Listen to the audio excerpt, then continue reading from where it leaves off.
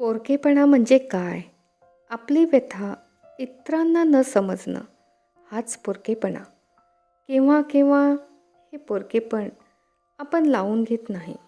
हे असंच असतं आयुष्यात असं म्हणतो. स्वतःची समजूत स्वतःच घालतो, पण कुठेतरी ठिणगी पडते आणि सगळं खाक होतं. असं हे पेटणं म्हणजे कापराचं पेटणं. मला स्वतःला जळायला आवडतं. ज्याच्यात जळून जाण्याची ताकद आहे तोच माणूस. पण त्याच वेळेला मला हे असं कापराचं जळणं आवडत नाही. याचं कारण मागे काही उरतच नाही. राखेच्या रूपाने का होईना मागे काहीतरी राहायला हवं.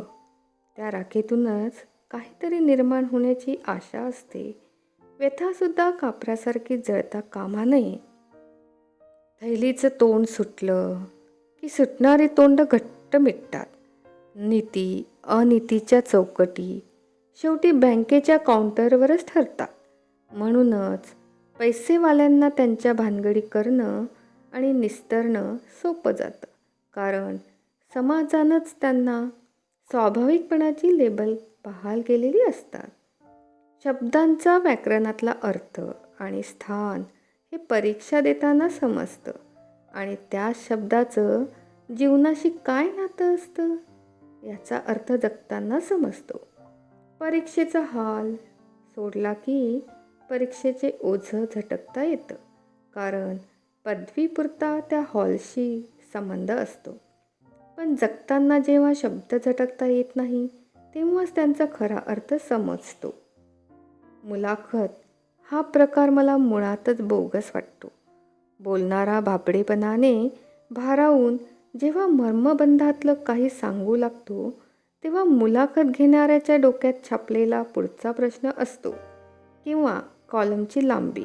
बोलणारा कवितेत गेलेला आणि विचारणारा गणितात.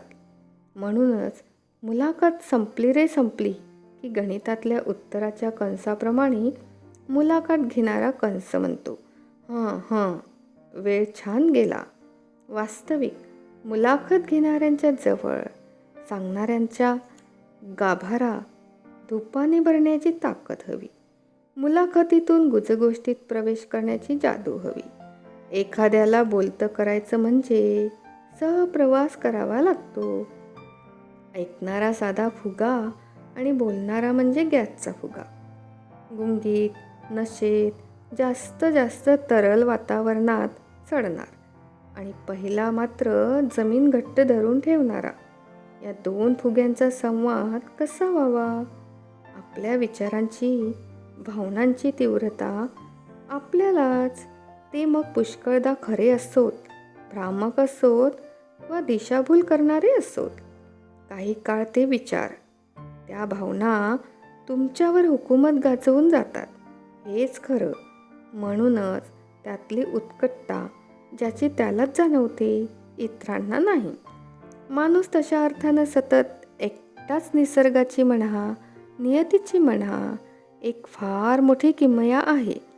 ती माणसाला कोणत्या तरी एका दालनात यशाच्या शिखरावर नेऊन ठेवते आणि त्याचा दिलेल्या उंचीचा हिशोब साधण्यासाठी जीवनाच्या दुसऱ्या दालनात त्याच माणसाला आनंदी अगदी सामान्य क्षुद्र करून सोडते.